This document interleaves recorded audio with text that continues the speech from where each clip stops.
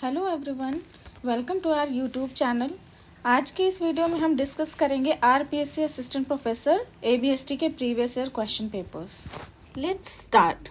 हमारा क्वेश्चन है methods of accounting for amalgamation of companies are. अब यहाँ पे पूछ रहा है अमेलगमेशन करने के लिए हमारे जो मेथड्स होते हैं वो कौन कौन से होते हैं। फर्स्ट ऑप्शन हमारा pooling of interest methods, purchase method, third option है both and fourth none of this. तो हमें पता है अमेलगमेशन के दोनों मेथड्स होते हैं, pooling of interest method and purchase method. तो हमारा करेक्ट आंसर होगा थर्ड, बोथ। नेक्स्ट क्वेश्चन हमारा व्हेन टू और more than two companies liquidate to form a new company it is called. तो यहाँ पे क्वेश्चन क्या कह रहा है, जब एक या दो कंपनी, जैसे हम मान लेते हैं कि ए और बी कंपनी है, ये दोनों लिक्विडेट होके एक न्यू कंपनी फॉर्म कर रही हैं, दैट इज सी। तो इस चीज़ को क्या कहेंगे? इस चीज़ को हम कहते हैं अमेलगमेशन ऑफ कंपनीज। यहाँ पे जो ऑप्शन दिए गए हैं absorption of companies, internal reconstruction और परचेज ऑफ बिजनेस मेथड्स, तो इनका भी मीनिंग हमें पता होना चाहिए। एब्जॉर्प्शन ऑफ कंपनीज में क्या होता है, जैसे दो कंपनीज हैं ए एंड बी, ए ने बी को फुल्ली परचेज कर लिया, पूरी तरीके से एक्वायर कर लिया है, तो इसको हम कहेंगे एब्जॉर्प्शन। यहाँ पे बी कंपनी का एग्जिस्टेंस ख़त्म हो जाएगा, उसका बिजनेस जो है वो ए कंपनी के नाम से ही कंटिन्यू होगा। इंटरनल रिकंस्ट्रक्शन में क्या होता है, कोई एक कंपनी है वो अपने इंटरनल कैपिटल स्ट्रक्चर या फिर जो भी अपने with in the company change कर रही है उसको इंटरनल रिकंस्ट्रक्शन कहते हैं। और परचेज ऑफ बिजनेस में भी ऐसा ही है कि कोई दो कंपनी है ए और बी, ए ने बी के बिज़नेस को परचेज कर लिया है पर उसका बिजनेस वो कंटिन्यू कर रही है। ठीक है, तो यहाँ पे हमारा जो करेक्ट आंसर होगा वो होगा फर्स्ट अमेलगमेशन। हमारा नेक्स्ट क्वेश्चन है the adjustment entry is passed to eliminate the inter company owing is. तो यहाँ पे कह रहा है कि एंटर कंपनी ओइंग में किसी ट्रांजेक्शन को अगर एंट्री को एलिमिनेट करना है तो उसके लिए एडजस्टमेंट एंट्री क्या होगी। इसके लिए हम एक एग्जाम्पल से समझते हैं कि जैसे एक होल्डिंग कंपनी है और एक सब्सिडियरी कंपनी है। होल्डिंग कंपनी ने सब्सिडियरी को कुछ सामान बेचा है, तो अगर इन्होंने होल्डिंग ने सब्सिडियरी को सामान बेचा है तो इनको इससे पैसे रिसीव करने होंगे। तो इसके बैलेंस शीट में सब्सिडियरी यहाँ पे डेटर्स के उसमें शो होगा, बैलेंस शीट में डेटर्स के नाम से शो होगा, और सब्सिडियरी कंपनी में यही होल्डिंग कंपनी क्रेडिटर्स के नाम से शो होगा।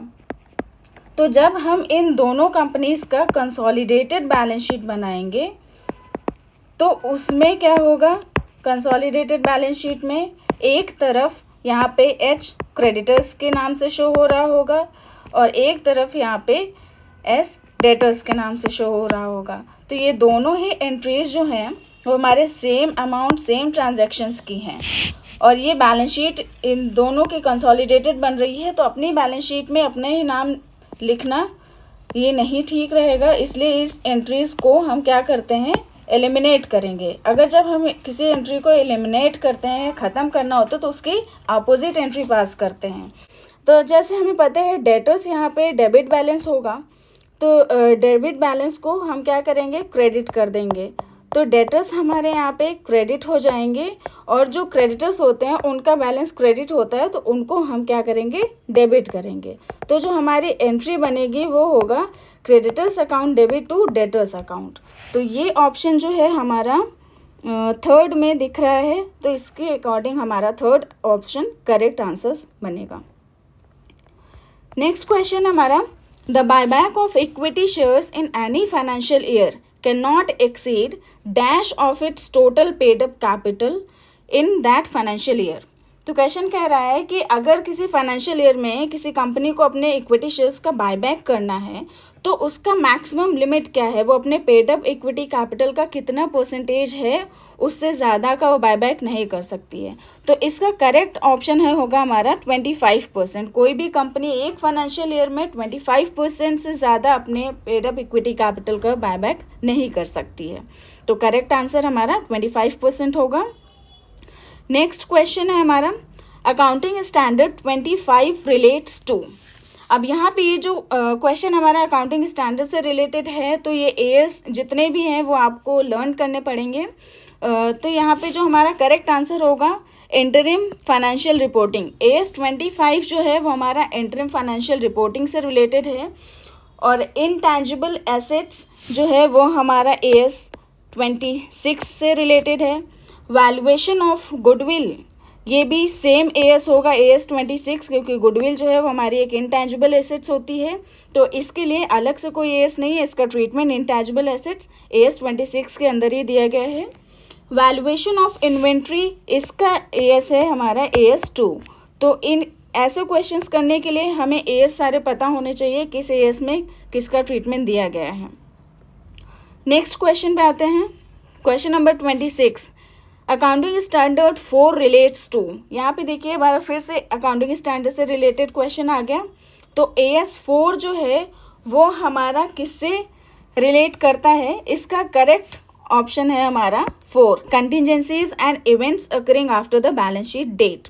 अब इसके लिए भी जैसे यहाँ पे लीज है, हमारा लीज है वो एएस 19 से रिलेट करता है। Accounting of fixed assets, accounting of fixed assets हमारा एएस 10 से रिलेट करता है। Valuation of shares, valuation of shares जो है वो एक हमारा ईपीएस का एक दिया गया है एएस 20, एएस 20 से रिलेट करता है valuation of shares. Okay, next question है हमारा, the prime function of accounting is to, accounting का मेन फंक्शन क्या होता है, ऑप्शंस क्या क्या हैं, record economic data, provide the informational basis for action, classify and record business transaction, attain non economic goals.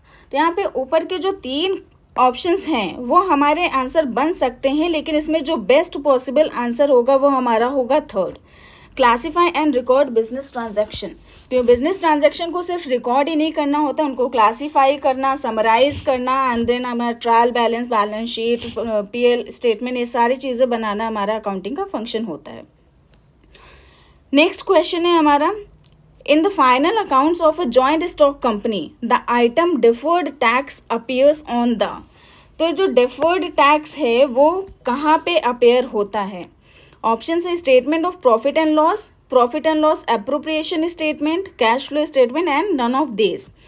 तो यहाँ पे हमारा जो आंसर करेक्ट होगा वो होगा statement of profit and loss. यहाँ पे profit and loss appropriation statement नहीं होगा, क्योंकि एप्रोप्रिएशन स्टेटमेंट में हम प्रॉफिट को क्या करते हैं, एप्रोप्रिएट करते हैं, डिस्ट्रीब्यूट करते हैं। तो जो यहाँ पे करेक्ट ऑप्शन होगा फर्स्ट होगा, और डिफर्ड टैक्स जो है वो बैलेंस शीट में लायबिलिटी साइड भी शो किया जाता है। नेक्स्ट क्वेश्चन है हमारा, conditions to be fulfilled for the appointment of managing or whole time director or manager without the approval of the central government have been prescribed by the Indian Companies Act in its। अब यहाँ पे है कि अगर MD का, managing director, whole time director या manager का appointment करना है, उसके लिए जो कंडीशंस होती हैं वो इंडियन कंपनीज एक्ट में किस शेड्यूल में प्रिस्क्राइब की गई हैं। तो इसका करेक्ट आंसर है हमारा फर्स्ट, शेड्यूल 5 पार्ट 1। और बाकी हमें ये पता होना चाहिए इंडियन कंपनीज एक्ट 2013 में कितने शेड्यूल हैं।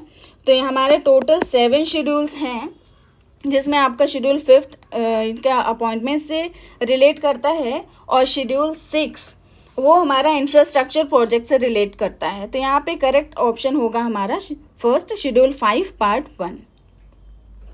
नेक्स्ट क्वेश्चन है, accounting standard 2 is related to, AS2 किससे रिलेट है, AS2 हमारा वैल्यूएशन ऑफ इन्वेंट्री से रिलेटेड है। तो करेक्ट ऑप्शन होगा हमारा valuation of inventories.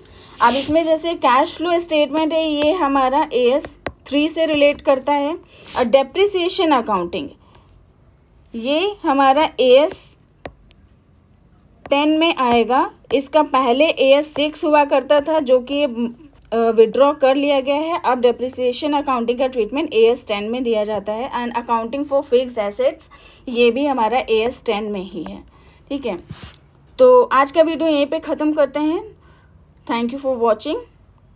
Please video अगर अच्छा लगा हो तो like, comment and share and subscribe ज़रूर करें। Thank you.